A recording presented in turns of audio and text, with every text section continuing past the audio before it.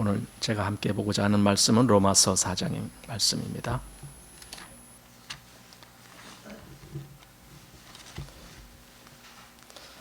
로마서 4장 25절의 말씀 한 절만 우리 같이 나누겠습니다. 로마서 4장 25절 말씀입니다. 말씀을 같이 읽겠습니다. 예수는 우리 범죄함을 위하여 내어줌이 되고 또한 우리를 의롭다 하심을 위하여 살아나셨느니라. 아멘. 오늘 이제 이번 주간이 고난 주간이고, 그래서 우리가 주님의 고난을 이제 생각하는데, 주님의 고난을 생각할 때에 우리가 주의해야 될 그런 부분들이 있습니다. 뭐냐면은 너무 감정적인 접근을 하면은 오류에 빠질 그럴 염려가 있다라는 겁니다. 우리는 감정적으로 접근하는 것이 아니라 사실적으로 접근해야 됩니다. 주님이 고난을 당하시고 죽으시고 이런 모든 것을 우리가 성경에서 접할 때에 감정적이라기보다는 사실적으로 그 말씀을 볼 수 있어야 됩니다. 물론 그렇게 한다 할지라도 우리에게 감정이 있기 때문에 우리의 감정의 느낌이라든가 이런 것들이 있을 수밖에 없습니다.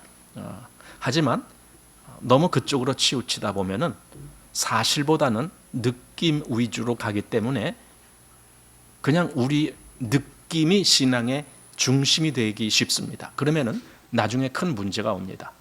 왜냐하면 우리의 느낌은 변하기 때문에 그렇습니다. 지금 내가 기분 좋게 보는 대상도 어떤 때는 그게 싫어질 때가 있습니다. 지금은 내가 굉장히 마음에서 뜨거운 어떤 느낌으로 받은 것도 예를 들어 한 1, 2년 후에는 이거 전혀 나한테 아무런 느낌도 안 오는 그런 경우도 있을 수 있습니다. 감정으로 우리가 어떤 것을 대했을 때에는 나중에 잘못될 염려가 있기 때문에 조심해야 됩니다.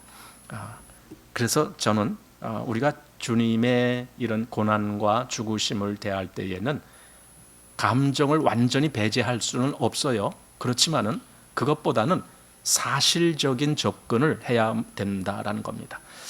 사실 주님의 고난 이런 것에 대해서 그 많은 어떤 영화라든가 뭐 이런 것이 나왔잖아요, 세상에는. 그래서 그런 걸 보면은 너무나 이런 감정적인 그런 어떤 것을 일으키기 위한 그러한 어떤 화면이라든가 그러한 내용이라든가 이런 것들을 많이 접하게 됩니다. 예를 들어 몇 년 전에 나온 그 그리스도의 순환이라고 하는 영화 같은 거 있습니다. 그런 걸 보면은 그 영화를 보고 남는 게 뭐냐면은 그리스도가 너무 비참하게 십자가에서 죽으셨구나. 이제 이런 것만 기억에 남아요. 그 십자가의 죽으심에 실제적으로 사실적인 어떤 의미가 뭐냐 이런 것은 별로 생각이 되질 않아요. 그냥 느낌이 오는 거예요. 근데 이렇게 느낌으로 접근하면은 잘못돼도 잘못된 줄 몰라요. 바로 그것이 오류라는 거죠. 그래서 우리는 그리스도의 고난이나 또는 그리스도의 십자가 이런 것을 우리가 대할 때에 감정적인 면도 있지만 그것보다 더 중요한 것은 사실적인 접근을 하라 이겁니다. 이 그리스도의 십자가의 죽으심이 사실적으로 어떤 의미가 있는지, 그리고 그것이 나에게 어떤 것을 주는지, 나는 그것을 어떻게 받아들일 것인지, 이런 사실적인 것을 우리가 주의해야 됩니다. 그렇게 접근하면은 물론 감정적인 면이 거기에 같이 포함될 수도 있지만, 그러나 이 사실을 우리가 주지할 때 오류에 빠지지 않고 바른 길을 걷게 됩니다. 그래서 오늘 이제 이번 주가 고난 주간이기 때문에 오늘 특별히 이제 그런 각도로 우리가 이 말씀을 같이 대하고자 합니다. 자, 예수님이 십자가에서 죽으셨을 때 그때 제자들은 그 죽음을 어떻게 받아들였습니까? 우리가 성경에서만 보더라도 몇 곳에 제자들이 예수님의 죽음을 어떻게 받아들였는지를 알 수 있어요. 한마디로 제자들은 낙심 또는 또 그 뭐 표현을 어떻게 합니까? 실망, 좌절감, 이제 이런 느낌으로 예수님의 죽음을 받아들였습니다. 누가복음 24장에 보면은 예수님이 죽으신 후에 그 어떤 두 제자가 엠마오라고 하는 그 자기네 고향으로 예루살렘 이제 가까운 데 있는 지역인데 그냥 걸어가도 되는 지역이죠. 그래서 예루살렘에 있다가 자기 고향으로 이제 가는 겁니다. 고향으로 간다라는 의미는 자기의 원래에 살던 위치로 되돌아간다. 그동안은 예수님 따라다니고 뭔가 예수님하고 같이 뭐 이렇게 하는 것 같이 했었는데 이제는 그걸 다 팽개쳐 놓고 자기 원래의 고향으로 다시 돌아간다. 그게 뭐냐면은 다시 옛날 자기 위치로 가겠다라는 겁니다. 왜 그렇게 그 제자들이 그 길을 걸었을까요? 이유는 하나입니다. 실망했기 때문에. 예수님에 대해서 실망한 겁니다. 왜냐하면 죽으셨으니까. 죽은 사람하고 더 이상 뭘 같이 할 수가 있습니까? 그가 살아있어야만이 그를 따라다니고 그를 위해서 뭣도 하고 막 이렇게 생각한 겁니다. 근데 그가 죽으셨으니 더 이상 그를 의지한다는 것이 무의미하게 되어버렸습니다. 그래서 터덜터덜 자기 고향으로 가는 겁니다. 그 부분을 조금 보시면은 누가복음 24장 말씀에 나오는데 잠깐 보시겠습니다. 누가복음 제일 마지막 장입니다. 17절 말씀부터 좀 보겠습니다. 제가 읽겠습니다. 예수께서 이르시되 너희가 길 가면서 서로 주고받고 하는 이야기가 무엇이냐 하시니 두 사람이 슬픈 빛을 띠고 머물러 서더라. 그 한 사람인 글로바라 하는 자가 대답하여 가로되 당신이 예루살렘에 우고하면서 근일 거기서 된 일을 홀로 알지 못하느뇨? 가라사대 무슨 일이뇨? 가로되 나사렛 예수의 일이니 그는 하나님과 모든 백성 앞에서 말과 일에 능하신 선지자연을 우리 대제사장들과 관원들이 사형 판결에 넘겨주어 십자가에 못 박았느니라. 우리는 이 사람이 이스라엘을 구속할 자라고 바랐노라. 이뿐 아니라 이 일이 된 지가 사흘째요. 또한 우리 중 어떤 여자들이 우리로 놀라게 하였으니 이는 저희가 새벽에 무덤에 갔다가 그의 시체는 보지 못하고 와서 그가 살으셨다 하는 천사들의 나타남을 보았다 함이라. 여기까지만 보겠습니다.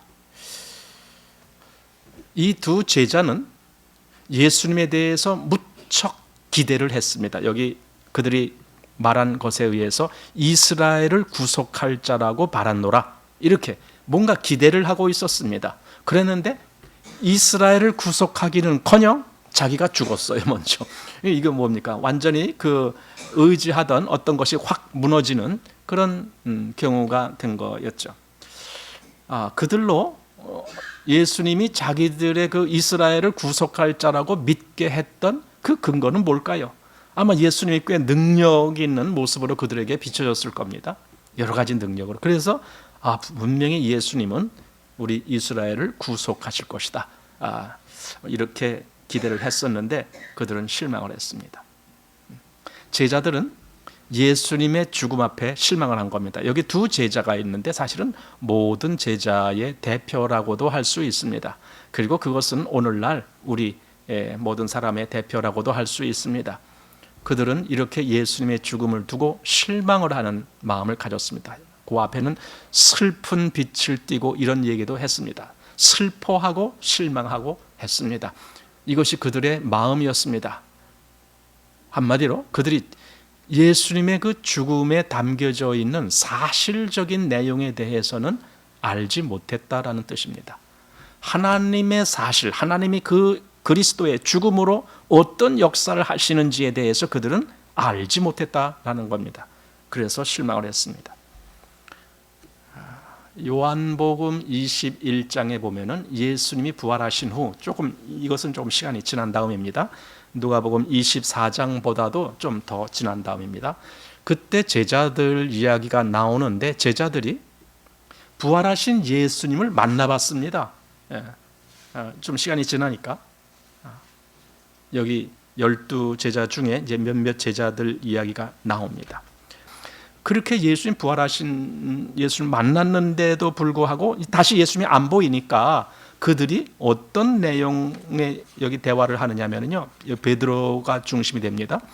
21장 2절에 시몬 베드로와 디두모라 하는 도마와 갈릴리 가나 사람 나다나엘과 세베대의 아들들과 또 다른 제자 둘이 함께 있더니 시몬 베드로가 나는 물고기 잡으러 가노라 하매 저희가 우리도 함께 가겠다 하고 나가서 배에 올랐으나, 자, 이렇게 그때 나는 물고기 잡으러 가노라라고 말할 때에 그때 그 베드로나 또는 다른 제자들의 마음이 어땠을까요?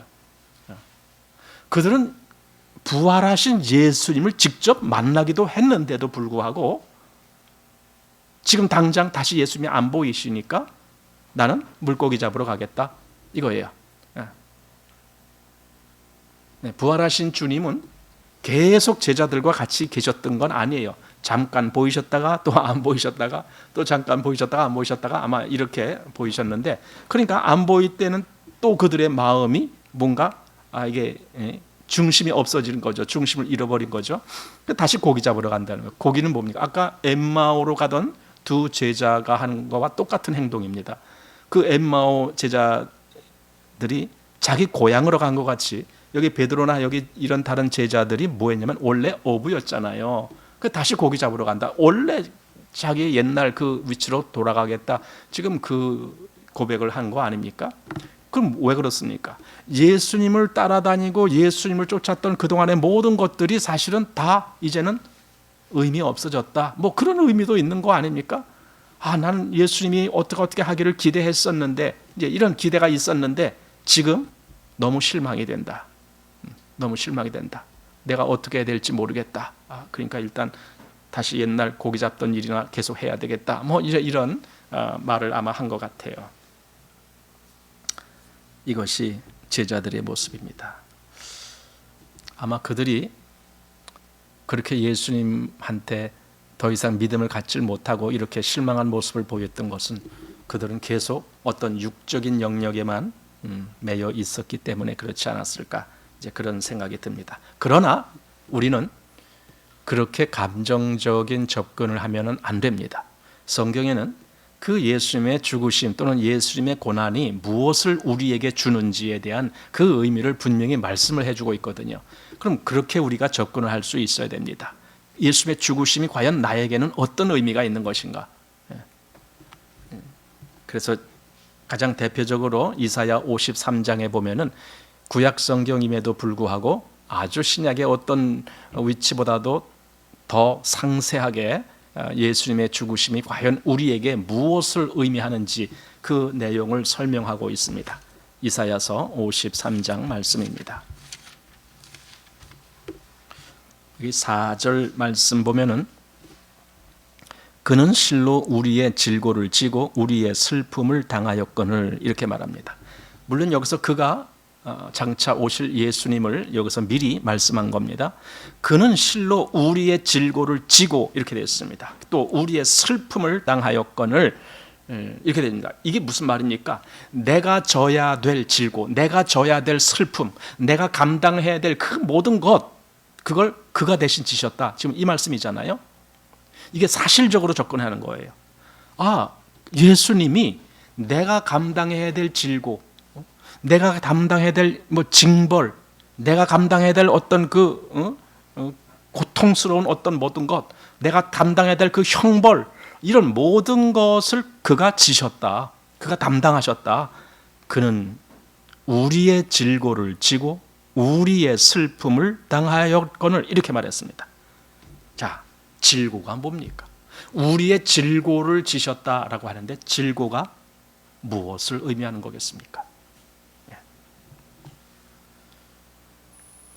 하나님 앞에서 우리가 의롭다함을 얻지 못한 것으로 말미암아 되어지는 그 모든 역사, 그게 우리의 질고입니다. 우리가 하나님 앞에 의롭다함을 얻지 못한 그것 때문에 우리에게는 많은 어떤 것들이 오게 됩니다. 사실 이 기준, 이 의롭다 하는 기준은 매우 중요한 겁니다. 왜냐하면 율법 전체가 그것 때문에 주어진 거예요. 너희가 이렇게 하라. 그래야 너는 하나님 앞에 의롭다. 이것을 지켜라. 그래야 의롭다. 이것을 지키지 못하면 너는 의롭지 못한 거야. 이게 항상 율법적인 기준이 그거거든요. 의. 근데 문제는 이미 의롭지 못한 사람들에게 율법이 아무리 이렇게 하라 아무리 해도 이 의롭지 못한 이 사람을 바꿔놓지 못한 거예요. 율법이. 그래서 율법은 무익함으로, 히브리서 보면 율법이 무익함으로, 전에 있던 계명이 무익함으로 폐하고 이렇게 나오거든요. 무익하다. 이 의롭지 못한 사람을 의롭게 해주지 못하니까 무익한 거예요. 근데 로마서 3장 21절에 뭐라 그랬습니까? 로마서 3장 21절 말씀 보십시오. 이제는 율법 외에 하나님의 한 의가 나타났으니 율법과 선지자들에게 증거를 받은 것이라. 율법 외에 하나님의 한 의가 나타났다. 그래서 그 다음에 22절에 곧 예수 그리스도를 믿음으로 말미암아 모든 사람에게 미치는 하나님의 의. 그리고 23절에 모든 사람이 죄를 범하였음에 하나님의 영광에 이르지 못하더니 그리스도 예수 안에 있는 구속으로 말미암아 하나님의 은혜로 값없이 의롭다 하심을 얻은 자 되었느니라. 여기 요 말씀만 보면은 분명히 알게 됩니다. 뭐냐면 문제가 뭔가? 문제가 우리는 하나님 앞에 의롭다함을 원래 못 가졌던 존재들이다. 원래 내게 의가 없었던 그런 존재들이다. 모든 사람이 죄를 범하였음에 하나님의 영광에 이르지 못하는 자였다. 그게 우리였다. 그런데 여기 이러이러한 일로 말미암아 의롭다 하심을 얻은 자가 되었다. 요 변화. 요게 지금 성경이 복음이 말하고자 하는 가장 핵심적인 의가 그겁니다. 율법이 이것을 동일하게 이 결과를 주기 위해서 율법이 아무리 우리에게 보여졌어도 그 율법은 우리를 의롭다함을 얻게 해주지 못했습니다. 그런데 그리스도 예수로 말미암아 하나님의 은혜로 값없이 우리는 의롭다함을 얻은 자가 되었다라고 지금 성경이 말하고 있습니다. 바로 이겁니다. 즉 만약에 그가 우리의 질고를 지고 했는데 우리가 이 의롭다함을 얻지 못한 상태에서는 우리는 그냥 하나님의 형벌 아래 있는 거예요. 하나님의 진노 아래 있는 거예요. 그래서 성경에서 말하는 그 모든 형벌 진노가 그냥 우리에게 오는 거예요. 그 과학자들이 그런 얘기를 하잖아요. 태양에서부터 그 여러 가지 뭐 빛도 오지만은 거기에 무슨 뭐 자외선, 적외선, 뭐 또 무슨 감마선, 뭐 무슨 선, 여러 가지가 거기서 계속 이렇게 발산되고 있어요. 그래서 지구에게도 막 이렇게 오는 거죠. 그런데 지구를 이렇게 둘러싼 그 뭡니까? 여러 가지 뭐 층이 있습니다.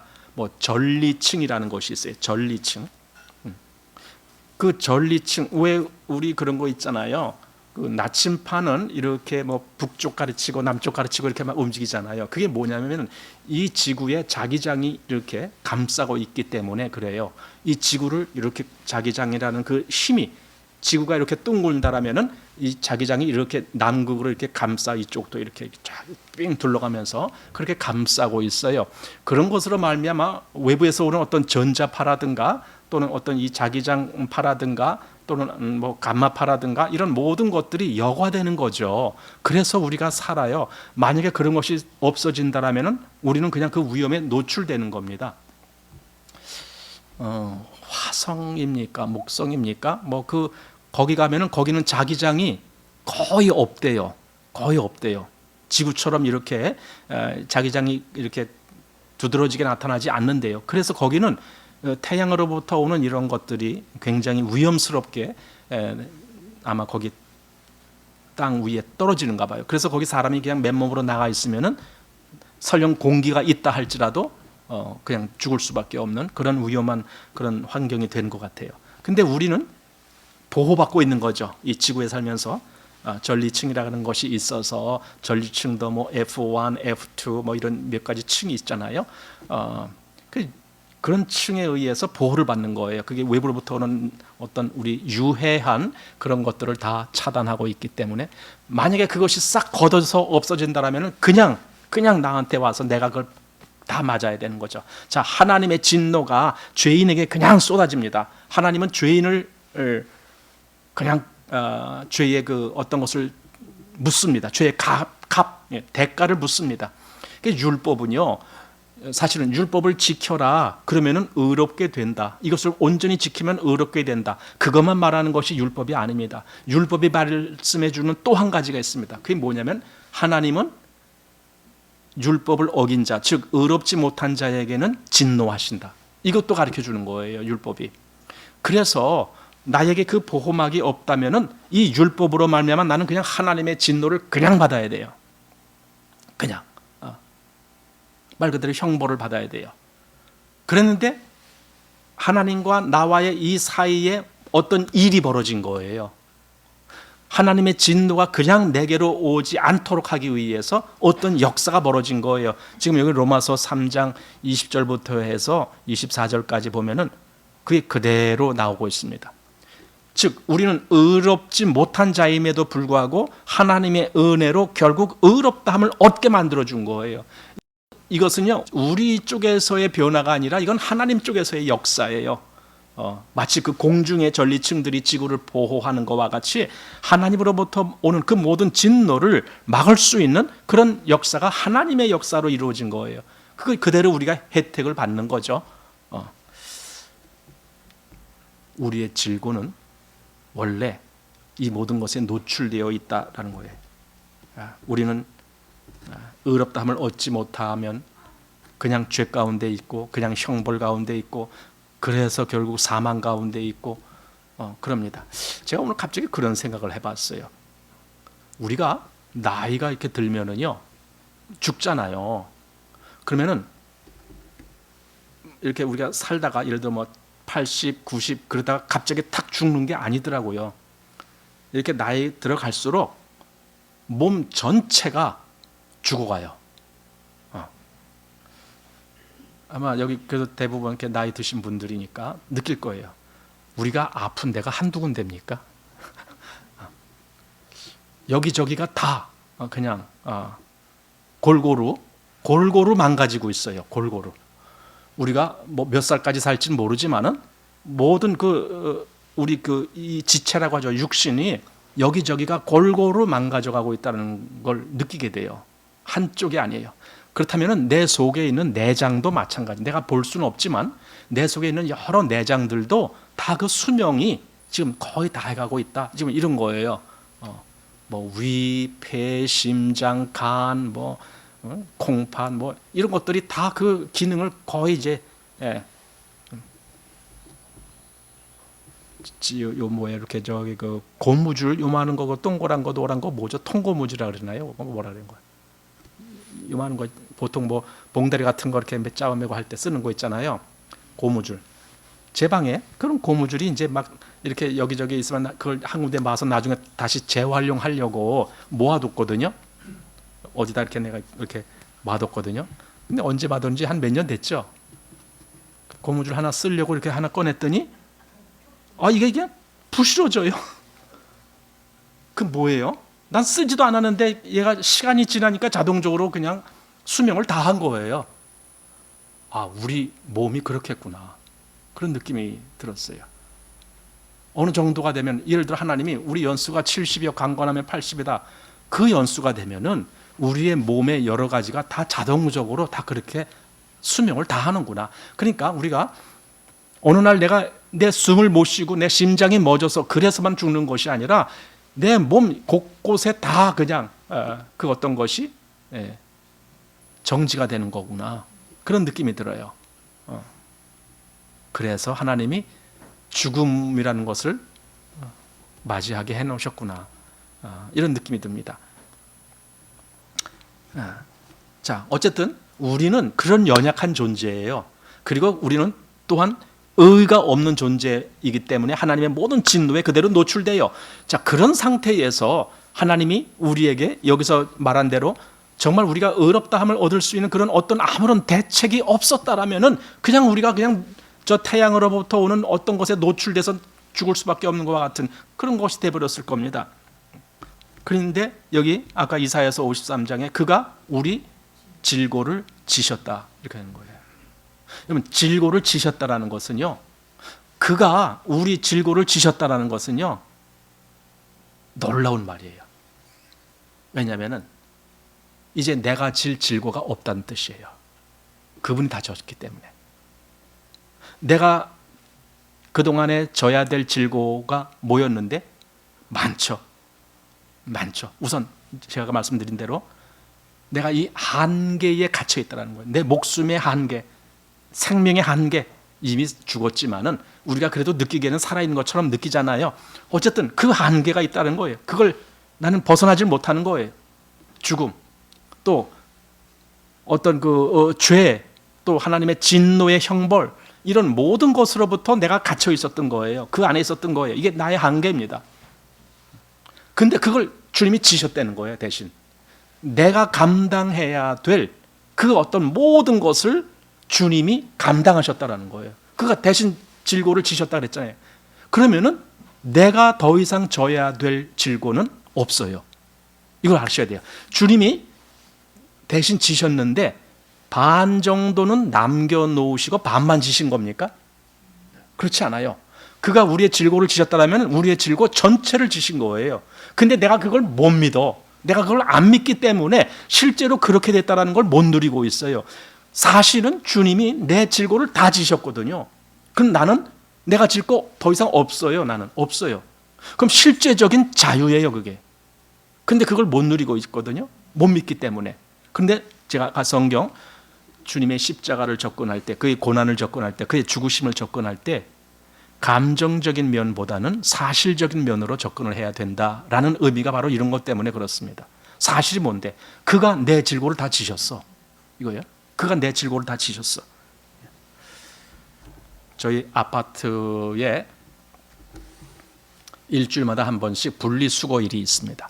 수요일에 오늘도 저희 집사람이 뭐 이런 것 저런 거 이렇게 분리해서 종이는 종이대로, 비닐은 비닐대로 뭐 이렇게 해서 분리수거하는 날입니다. 그 오늘 분리수거를 합니다. 내일쯤이면은 그 분리수거를 수거해가는 차가 옵니다. 트럭이 옵니다.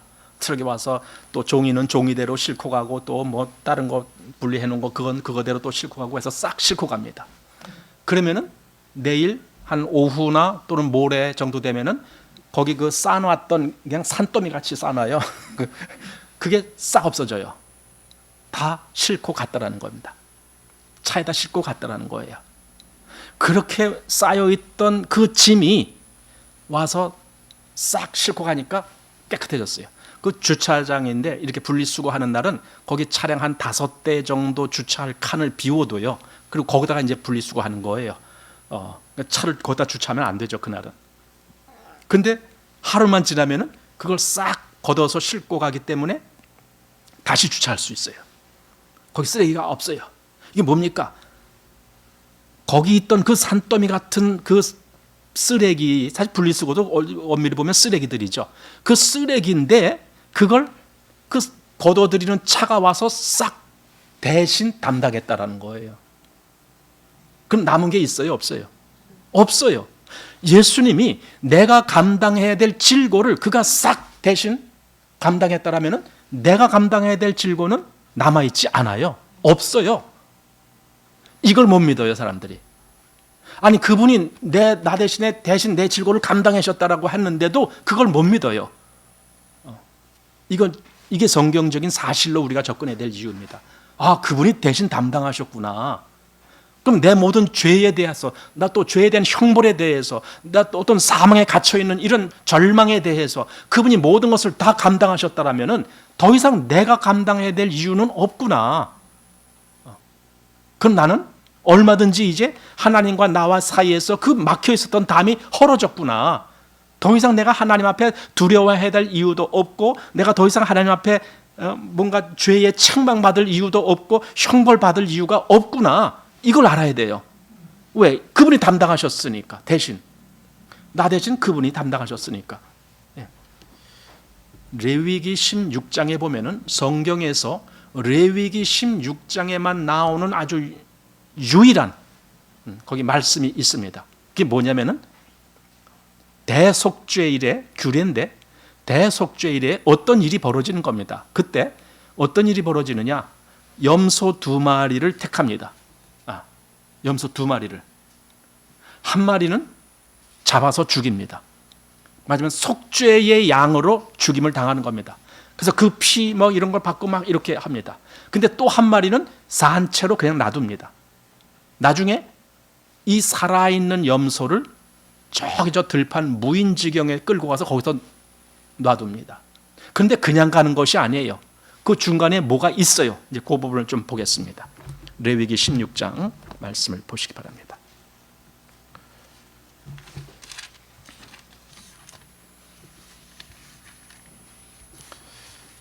자, 레위기 16장 말씀 보겠습니다. 여기 6절 말씀부터 좀 보겠습니다. 16장 6절.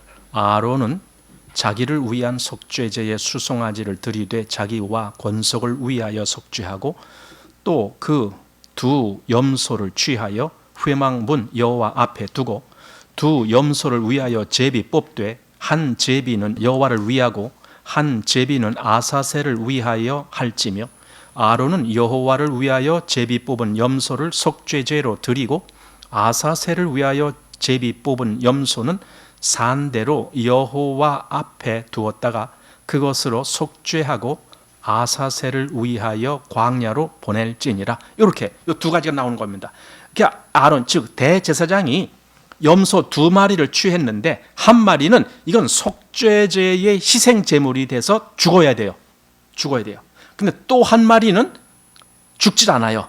이건 살아있는 거예요. 근데 나중에 광야로 가는 거예요. 그런데 조금 더 자세한 내용이 그 다음에 조금 뒤로 가면 나옵니다. 21절 말씀을 보십시오. 아론은 2 손으로 산 염소, 그러니까 그 2마리 중에 한 마리는 죽고 나머지 살아있는 염소 얘기하는 겁니다. 아론은 2 손으로 산 염소의 머리에 안수하여 이스라엘 자손의 모든 불의와 그 범한 모든 죄를 고하고 그 죄를 염소의 머리에 두어. 이게 뭡니까? 염소가 이스라엘의 죄를 짊어졌다 그 뜻이에요. 아까 우리 이사야서 53장에 그는 실로 우리의 질고를 지고 그랬잖아요. 근데 여기서는 염소가 이스라엘의 죄를 대신 지는 거예요. 얘가 이게 상징적인 거예요. 실제적으로 죄가 거기 가서 탁탁 뭐 이렇게 되는 건 아니거든요. 이건 의미적으로 이렇게 말하자면은 가시적인 교육을 위한 이런 의미가 여기 있다라는 겁니다. 그래서 여기 그 염소의 머리에 안수를 하면서 이스라엘의 모든 죄가 이 염소의 머리 위에 여기에 다 앉혀집니다. 이런 상징적인 의미를 여기다 보여주고 있는 겁니다. 그래서 그 머리에 두어, 즉 그 죄를 염소의 머리에 두어 미리 정한 사람에게 맡겨 광야로 보낼지니 염소가 그들의 모든 불의를 지고 무인지경에 이르거든 그는 그 염소를 광야에 놓을지니라. 무인지경, 완전히 사람이 살지 아니하는, 그러니까 꽤 멀리 가야 되겠죠. 완전히 광야는 완전히 거기 사람 살 수 없는 곳이잖아요. 거기까지 끌고 가서 거기다 놔두는 거예요. 그리고 사람은 돌아오는 거예요. 그럼 그 염소는 거긴 혼자 남는 거예요. 그 염소가 나중에 죽게 되든지 어떻게 되든지 모르겠어요. 중요한 것은 그 염소가 지고 간 그 이스라엘의 모든 그 뭡니까? 범한 모든 죄, 그죠? 그 염소가 지금 다 짊어졌잖아요. 그 짊어지고 저기 광야로 갔잖아요. 그 염소는 다시는 돌아오지 못해요. 그럼 이스라엘은 다시는 그 죄 때문에 염려할 필요가 없다라는 거예요. 왜? 저 염소가 다 지고 갔으니까. 이건 하나의 상징입니다. 실제적으로는 예수님이 십자가에서 우리 모든 인류의 죄를 지고 가신 거죠. 근데 다시는 오질 않아요, 나한테. 그 죄가 다시 내게 와갖고 야, 너 다시 네가 죄값을 치러, 이렇게 안 하시는 거예요. 이 무인지경으로 간 염소는 다시 사람이 사는 곳으로 올 수가 없어요. 차라리 거기서 죽게 되면 죽는 거 거기서 끝나는 거예요. 사실 무인지경에 가면 염소가 살기가 힘들겠죠. 거기 완전 사막인데 거기서 어떻게 살겠어요? 어디 짐승한테 잡혀 죽기도 하고 뭐 그러겠죠. 이거예요. 어쨌든 그가 지고 간 그 질곡, 이스라엘의 질곡, 이스라엘의 그 어떤 죄, 그거는 다시는 돌아오지 아니한다라는 거예요. 지고 갔으니까. 이게 상징입니다. 그런데 그냥 지고 간 것이 아니에요. 그것이 정말 더 가치 있고 정말 하나님 앞에 실제적으로 의미가 되기 위해서 한 마리는 죽어야 됐던 거예요. 한 마리는 죽어요. 다시 아까 이사야서 53장 말씀 보셨잖아요. 거기 다시 한번 좀 보시겠습니다. 이사야서 53장 말씀 6절 말씀 보시기 바랍니다. 우리는 다 양 같아서 그릇 행하여 각기 제 길로 갔거늘 여호와께서는 우리 무리의 죄악을 그에게 담당시키셨도다. 담당시키셨도다. 아까 이 말이 아까 레위기의 거기 그 염소가 이스라엘의 죄를 담당했다라는 말과 똑같은 말이에요. 또 조금 지나서 11절 말씀 보시기 바랍니다. 11절 가라사대 그가 자기 영혼에 수고한 것을 보고 만족히 여길 것이라. 나의 의로운 종이 자기 지식으로 많은 사람을 의롭게 하며 또 그들의 죄악을 친히 담당하리라. 그들의 죄악을 친히 담당하리라. 사실 이것이 이게 의미적으로는 얼마나 어려운 문제입니까? 왜냐하면 죄가 무슨 뭐 이만한 물질로 된 것이 아니잖아요. 그런데 그걸 누가 대신 진다라는 것이 이게 가시적으로 이렇게 보일 수 있는 것이 아니잖아요. 죄를 대신 진다라는 것은. 그래서 저는 아까 레위기 16장에서 그 두 염소를 해놓고 한 마리가 죽고 한 마리가 그 죄를 대신 짊어지고 그리고 멀리 광야로 가버렸다. 이것을 가시적으로 보여주면서 실제적으로 이게 어려운 문제이지만은 이게 사실이다라는 걸 보여주시려고 하나님이 그 내용을 말씀하지 아니었을까 저는 이렇게 생각해요. 그리고 그것이 나중에 실제적으로 예수님에게 사실로 일어난 것이다. 그러니 우리는 예수님에게 사실로 일어난 그 일을 그냥 예수님만 보고는 그게 진짜인지 아닌지 잘 몰라요. 그러니까 아까 기록된 대로 여기 이사야서 53장도 보고 또 아까 레위기 16장도 보고 하면서 아 이렇게 된 거구나 하고 했을 때 어느 날 아 예수님이 우리 질고를 다 지고 가셨습니다 했을 때 그래 얼마든지 하나님은 그렇게 하실 수 있어 라고 믿을 수 있는 거예요. 왜냐하면 구약에 그런 모형을 미리 보여주셨으니까. 그래서 요한복음 1장 29절에 보라 세상 죄를 지고 가는 하나님의 어린 양. 세상 죄를 지고 가요. 그분이 지고 가셨다는 것은요, 내가 져야 될 것이 더 이상 남아있지 않다는 거예요. 그분이 다 졌다라는 거예요. 다. 세상 죄인데 세상 죄 아닌 것은 뭐 우주에 있는 어떤 뭘 갖고 나한테 올 겁니까? 아니잖아요. 우리는 다 이 세상에 속해 있고 다 이 세상 죄에 속해 있습니다. 그런데 그 세상 죄를 그리스도가 지고 가셨다고요. 어린 양의 입장에서. 고린도 후서 5장 21절에 하나님이 그 당신의 아들을 우리를 위하여 대신 죄가 되게 하셨다는 말이 나와요. 죄로 삼으셨다. 왜? 그것이 하나님의 의가 되게 하기 위해서. 이 말씀이 나옵니다. 자, 다시 이사야서 53장 말씀 보시기 바랍니다. 8절 말씀을 보겠습니다. 그가 곤욕과 신문을 당하고 끌려갔으니 그 세대 중에 누가 생각하기를 그가 산자의 땅에서 끊어짐은 마땅히 형벌받을 내 백성의 허물을 인함이라 하였으리요. 자, 여기 그가 여기 다시 이거 예수님을 얘기하는 거잖아요. 그가 곤욕과 신문을 당하고 끌려갔으니 그 세대 중에 누가 생각하기를, 그러니까 사람들 중에는 이 생각을 못 한다는 거예요. 아무도. 정말 저가 우리 죄를 대신 질고 가기 때문에 저렇게 가신 것이다. 그 생각조차를 못했다라는 거예요. 그래서 누가 생각하기를 그가 산자의 땅에서 끊어지면, 끊어진다는 것은 죽음을 당한다라는 말이잖아요. 마땅히 형벌받을 내 백성의 허물을 인함이라 하였으리요. 그러니까 세상 사람들은 아무도 그걸 몰랐어요. 저가 죽은 것은 우리 죄를 위해서 죽은 거구나. 우리 죄를 대신 지고 가신 거구나. 이걸 몰랐어요. 근데 하나님이 그걸 우리에게 말씀을 해주시는 거예요. 내 백성의 허물을 인하미요. 이렇게 시편 32편 1절 말씀에 그 얘기가 나오죠. 허물의 사함을 얻고 그 죄의 가리움을 받은 자는 복이 있도다. 허물이 사함을 얻어요. 그리고 죄가 가리움을 받아요. 그런데 이것은요, 일시적인 사함이 아니에요. 영구적인 거예요. 하나님이 우리를 사하신다라고 하면은 그건 영구적인 거예요. 한마디로 영원한 겁니다. 영원한 속죄입니다. 아까 다시 레위기 16장에 그 염소가 그 이스라엘 백성들의 죄를 대신 그 머리에다 지고 가는 거예요. 가면은 그 염소는 다시는 못 돌아와요. 즉 그가 진 죄도 다시는 안 돌아온다는 거예요. 영원히 광야에서 끝나는 거예요. 그건. 아마 얘기는 그 성경 학자들의 얘기는 그는 그 광야에 나가서 죽음을 당할 것이다. 이렇게 얘기를 해요. 거기서는 감히 살 어떤 그 처지가 안 되는 거예요. 어떤 절벽에 떨어뜨린다든가 뭐 이 아사셀이라는 의미가 그런 거예요. 아사셀은 뭔가 이렇게 좀 버림을 받는 뭐 그런 느낌이 있는 거예요. 이게 아사셀 또는 그 당시에 그 어떤 광야 귀신의 이름이 아사셀이다. 뭐 이렇게 하는 사람도 있어요. 어쨌든 이 염소는 다시는 못 와요. 그 죄를 가지고 갔는데 다시는 못 와요. 그럼 죄가 영영이 간 거예요. 한마디로 예수님이 이 세상 죄를 지고 가셨다라면은 그것은 영원한 속죄예요. 일시적인 것이 아닙니다. 허물의 사함을 얻고 그 죄의 가리움을 받은 자는 복이 있도다 한 거예요. 이게 영원한 속죄입니다. 영원한 속죄. 그래서 히브리서 9장 12절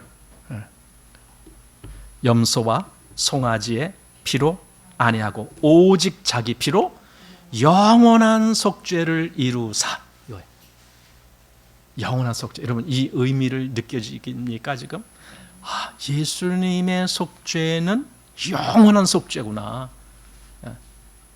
잠시만 했다가 다시 나한테 너 왜 이렇게 했어? 라고 나한테 다시 죄가 오는 것이 아니라 영원한 속죄를 하시는 거구나.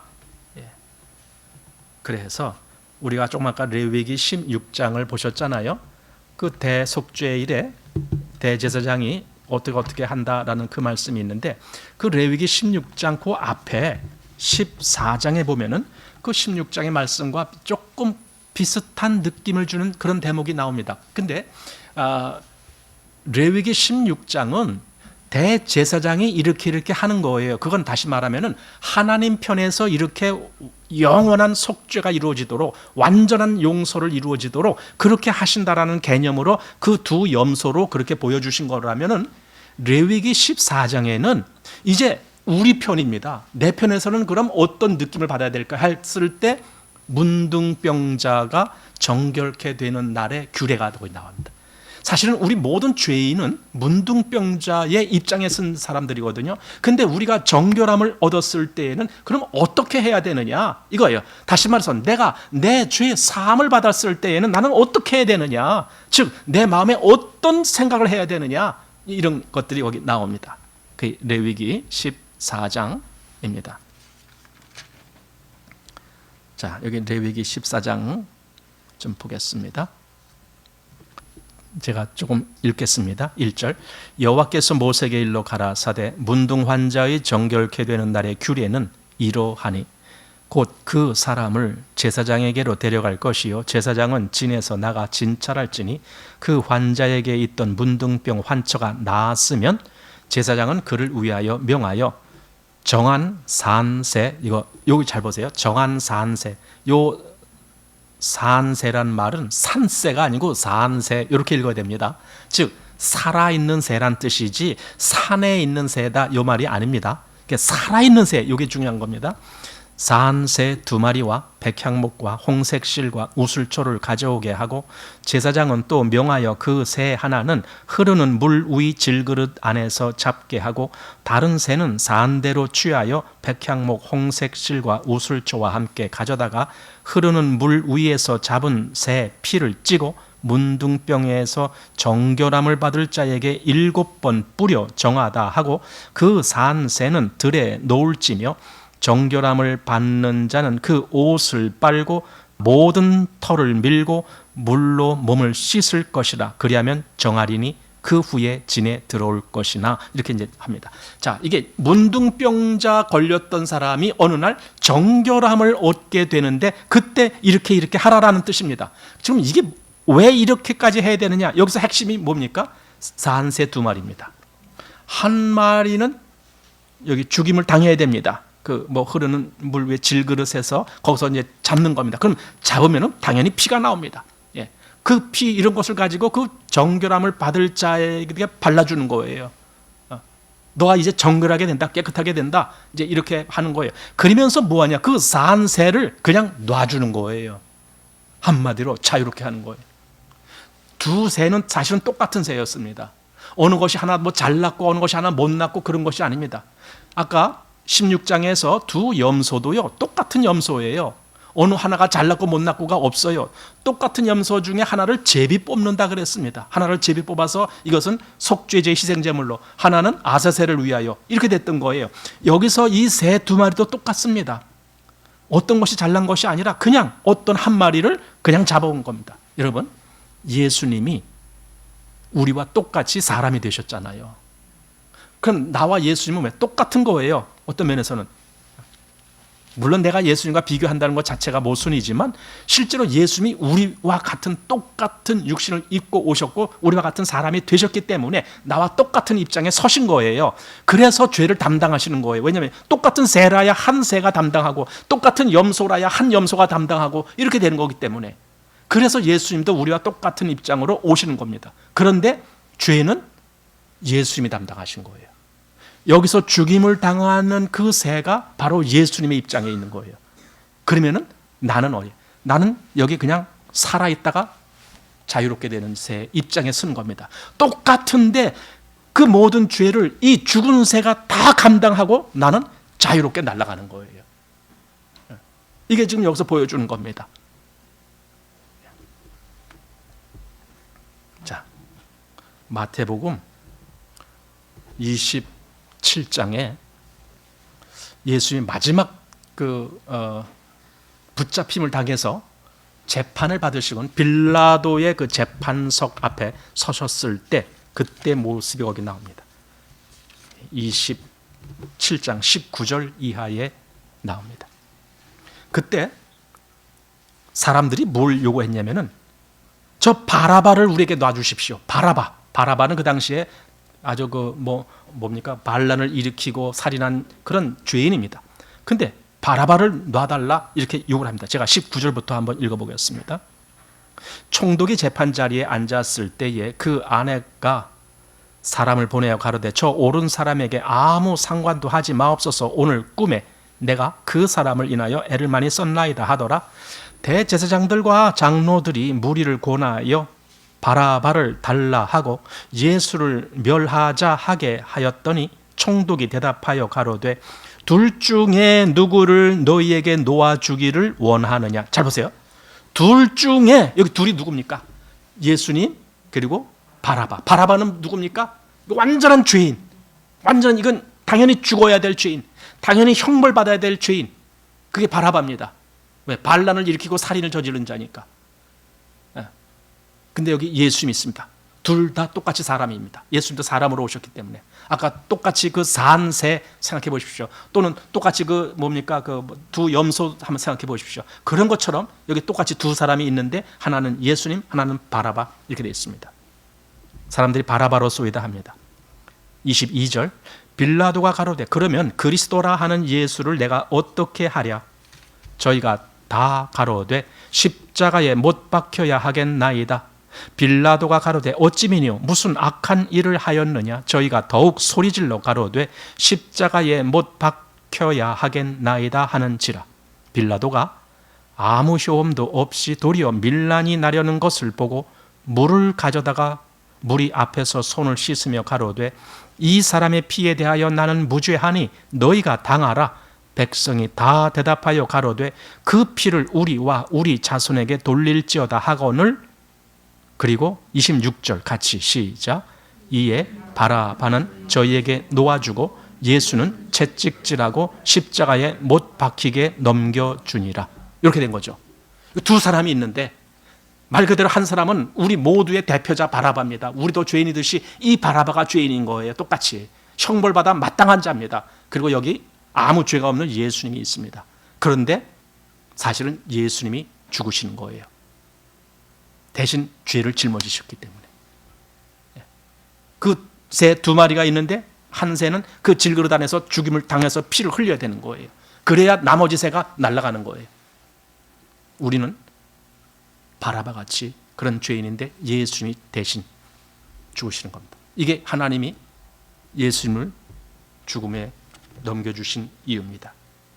그래서 로마서 4장 25절에 지금 우리가 읽은 말 그 앞부분 전반부에 예수는 우리 범죄함을 위하여 내어줌이 되셨다. 이거예요. 내어줌이 되셨다. 그가 그 죽임을 당하는 그 위치로 내어줌이 되셨다. 지금 그 말씀을 하시는 겁니다. 사실은 예수님은 이미 그 일을 위해서 오셨다라고 성경에 말씀했죠. 마태복음 20장 28절 인자에 온 것은 자기 목숨을 많은 사람의 대속물로 주려 함이라 이렇게 말씀했습니다. 또 로마서 8장 32절 하나님이 자기 아들을 아끼지 아니하시고 우리 모든 사람을 위하여 내어주셨다라고 말씀하고 있습니다.